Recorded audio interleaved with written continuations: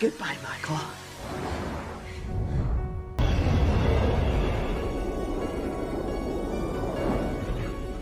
Halloweens are incomplete without a horror movie marathon, and Halloween without our favourite silent killer from the franchise with that same name is just a crime. Since 1978, the Halloween franchise has grown in size, spanning over 13 films and quite a few timelines. Directed by the phenomenal John Carpenter, horror fans like us ended up with yet another silent killer to follow throughout the years. But as the movie franchise has grown, the Myers family has grown too. So in this video, let's take a trip down memory lane and cover all the important family members of the Myers family, starting out with our boy, the star of the show, Michael. On October 19th, 1957, the Myers family welcomed their newest member, Michael. Since childhood, he was always a little bit of an oddball. He claimed to hear voices in his head that told him to hate people. His dreams, unlike most boys his age, were filled with gory images of a gruesome murder that occurred years ago during the Feast of Samhain, which would later be known as the Night of Halloween. With such brutal images floating in his head constantly,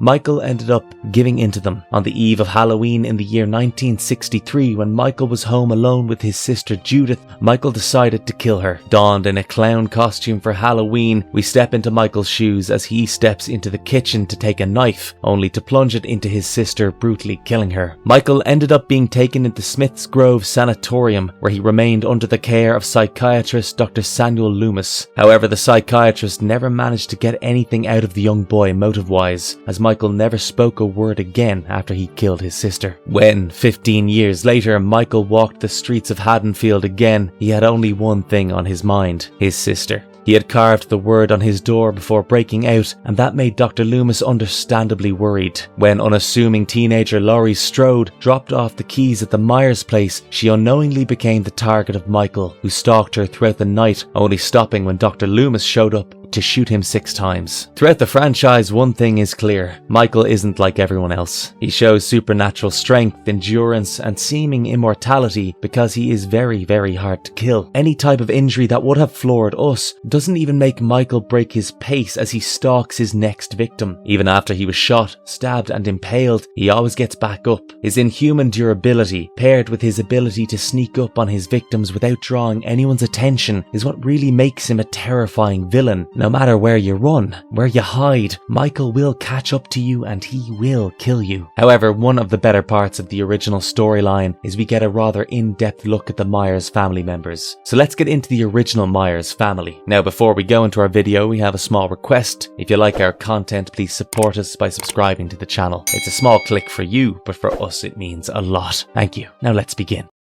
Peter Myers. Peter Myers was born in Russellville, Illinois, and suffered from the same condition as his son Michael, where he heard a voice in his head telling him to hurt people. It's clear that Michael got his psychological condition from his father. However, unlike Michael, Peter was able to keep his condition in check and not just act upon it as we know it. He married Edith and had 3 children with her, Judith being the oldest and Cynthia the youngest of the Myers siblings. On the eve of Halloween in 1963, Peter and Edith were out for dinner when Michael killed his sister. When the parents came home while Edith tended to him, Peter was the one who went inside and found his daughter murdered. When he realized who the killer was, he was understandably stricken with grief over losing 2 of his children that day. Peter was the one who admitted Michael to the Smith's Grove Sanatorium, and he did it to protect his only daughter, Cynthia. When Cynthia mentioned Michael later on, Peter would beat her up, and after that she never did mention Michael. However, owing to the brutal murder committed by their son, the Myers family was often harassed by people, which led to Peter moving away with his family. 2 years after Halloween night, the Myers family was involved in a car crash where Peter passed away. In the Halloween novel written by Curtis Richards, published in 1973, Peter was mentioned as Donald Myers. That story, however, remains the same otherwise.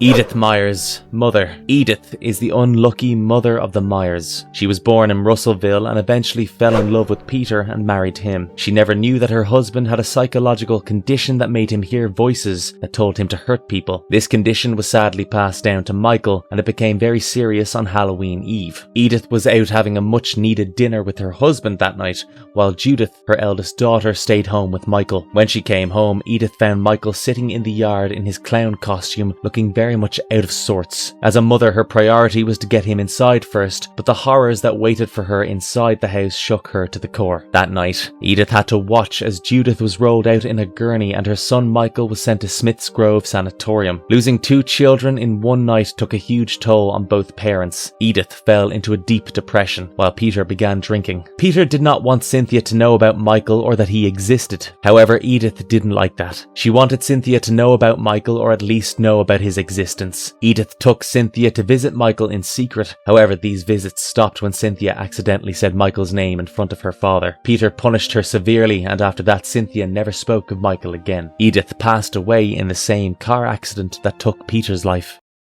Judith Myers' sister. Judith Margaret Myers is the first victim of the slasher we all know as Michael Myers. She was his older sister, and at first things were fine between her and her younger sibling, but the signs of Michael being a little weird began around 1961. Judith noticed her brother was often staring at her in a strange way. He was often rude to her, and whenever he had the chance, Michael would barge into her room and draw horrid faces on the majority of the pages. But that's not the worst of it. Whenever Michael got hurt, she was the one who was blamed for it. But when it came to Cynthia, Judith was absolutely fine with her. Things became even more disturbing in May of 1963. When Judith began dating Danny, like most teenagers her age, she wanted to spend some time with him. So they decided to take a trip to Russellville. The parents insisted they take Michael with them. However, Judith ignored Michael once they reached their destination in order to have an intimate moment with Danny. That moment, however, was totally ruined when Michael showed up covered in blood, holding a dead rabbit in his hands. Judith was horrified to find her brother this way, but decided to keep that a secret as she didn't want to explain to her parents why she wasn't keeping an eye on Michael. Later that year, on the night of Halloween, Judith wanted to take advantage of the empty house that evening as her parents were going to be out.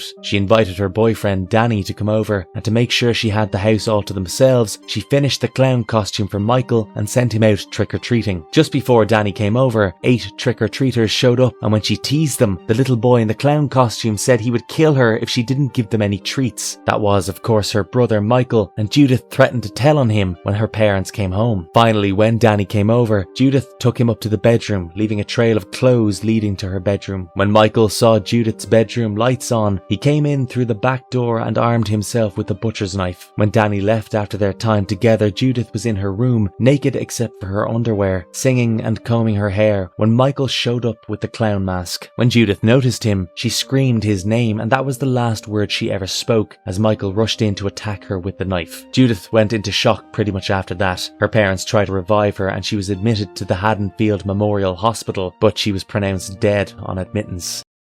Laurie Strode, sister. Cynthia is the youngest of the Myers siblings. She was just a baby when her brother killed Judith and was sent to Smith's Grove Sanatorium. She lived with her parents and moved with them when living in Haddonfield became too much from the harassment they faced. When her parents got into a car crash, Cynthia was with them. As both of them passed away in that car accident, she was put into foster care where she was immediately adopted by Pamela and Morgan Strode. She grew up in a loving family with the new name Laurie Strode. However, 15 years later, she dropped by the famed Myers house to drop a key for her realtor father. She was recognised by her brother Michael, who had escaped the sanitarium. Laurie Strode is the main protagonist we follow throughout the films, played by the phenomenal Jamie Lee Curtis, who truly brings her to life.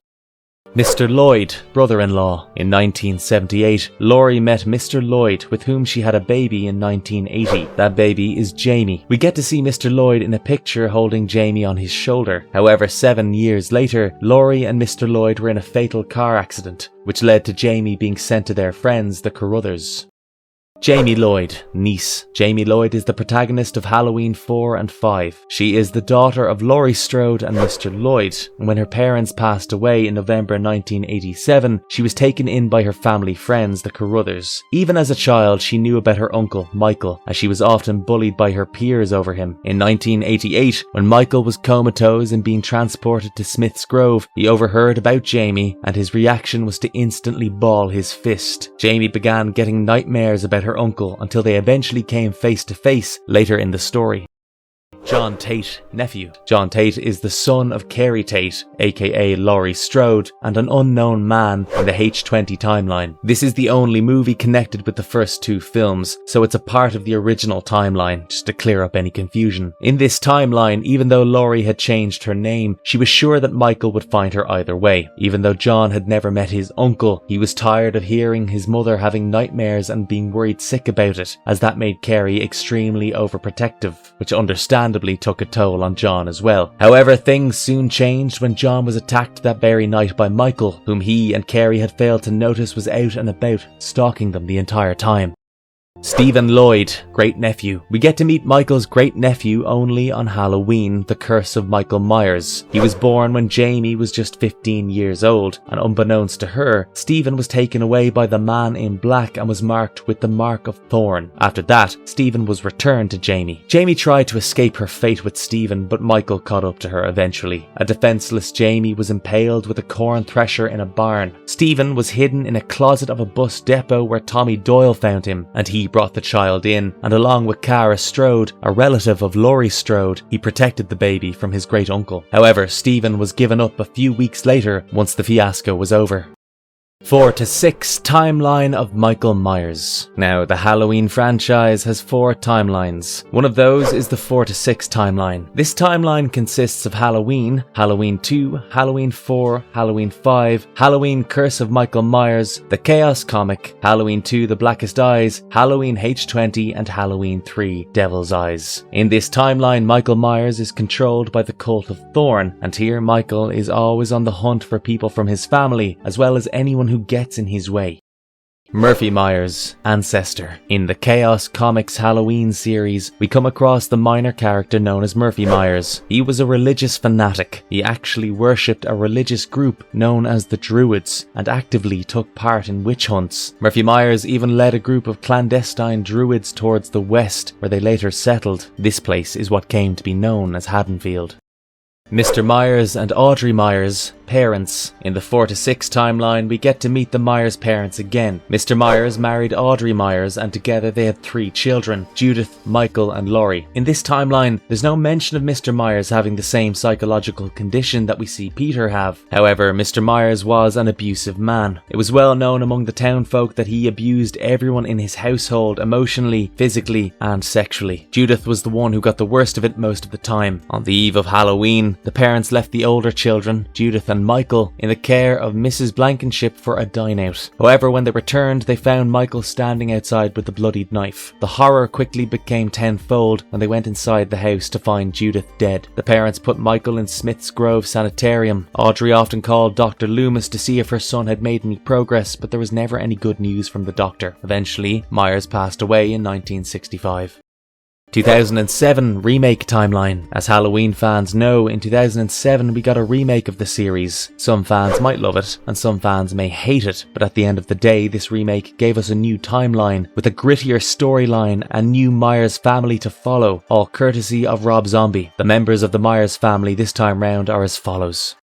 Deborah Myers, mother. In the Rob Zombie remake of Halloween, Deborah is the mother of Judith, Michael, and Angel Myers. She lived in Haddonfield, Illinois with her boyfriend Ronnie White after her husband had passed away. She worked as an exotic dancer in the Rabbit in Red Lounge, and her relationship with Ronnie was a textbook unhealthy relationship. Ronnie often screamed at her and threatened to beat her. On October 31st, 1990, we get to see a glimpse of their home life, whether Judith didn't want to have breakfast, Michael didn't want to take off his Halloween mask, and Angel, who was the baby at the time, refused to stop crying. Ronnie was aggravated by the commotion, throwing all the plates down, and made a sexual remark towards Judith and then left the house. Later that day, Deborah got a call from the principal of Michael's school. Michael had a dead cat in his bag, along with several pictures of animals who'd been mutilated. This led to the principal calling child psychologist Dr. Sam Loomis. Dr. Loomis told Deborah that this was a sign that something was wrong with Michael, but Deborah didn't want to hear anything about it. However, she got a rude awakening that day when she finally finally came home in the evening, she was greeted by the sight of Michael sitting outside with baby Angel in his lap, covered in blood. It turns out that Michael had killed Judith, Ronnie, and Judith's boyfriend. Judith's death shook Deborah to the core, and that led her to admit that something was indeed very wrong with Michael. Michael was arrested that same night and put into the care of the Smith Grove Sanitarium. Deborah used to visit him once a week, but he got more and more withdrawn. Deborah never gave up hope on a cure for her son, but Michael showed no signs of getting better. When she showed up for Christmas on one occasion, Michael told her how he wanted to go home because he dreamt about it often. Deborah cheered him up and tickled him, making Michael smile for the first time in the whole franchise. On her last visit, Deborah gave Michael a picture of him and Angel when he was younger and asked him to hang it up in his room. However, when a nurse made a comment about how she couldn't imagine Michael being related to someone who was so cute, Michael snapped and killed her with a fork. This truly showed her the depth of his insanity, and it all took a toll on Deborah. She couldn't carry on with the hope that one day Michael would be okay, and that same day she went home and killed herself.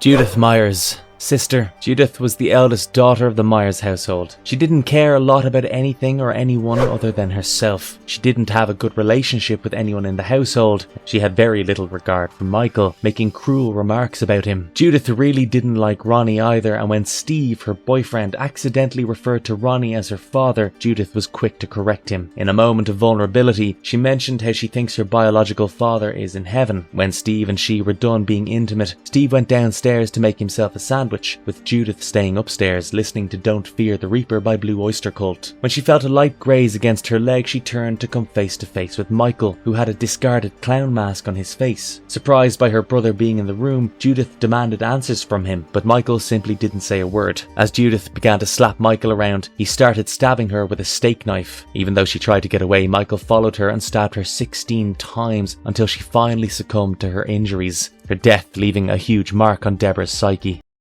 Laurie Strode, sister, known as Angel Myers in this timeline. Angel Myers was born in 1990, barely a year old when Michael had his psychotic break. Even in his psychotic break, where he killed 3 people, he didn't attempt to hurt Angel whatsoever. He lovingly called her Boo, and when Deborah came home that night, she found Michael cradling Boo. It was clear that even throughout his psychotic breakdown, he didn't want to hurt Boo because of how much he loved her. When Michael was sent to Smith's Grove Sanitarium on her last visit, Deborah gave Michael a picture of him and Angel, which Michael accepted. However, this was also the picture that led to Michael snapping at Nurse Wynne when she said she couldn't imagine Michael being related to someone as normal as that. Seeing Michael violently murder someone with a fork really took a toll on Deborah, which led her to killing herself later that day. When Sheriff Lee Brackett responded to the anonymous call, he found the baby in the crib. Not wanting the child to grow up with the stigma associated with the Myers family, he didn't mention her in the report and dropped her off at the hospital. Later, she was adopted by the realtor, Mason Strode, who lives in Haddonfield. Under the name of Laurie Strode, Angel Myers grew up in a loving family, living barely a street down from where Sheriff Brackett had found her.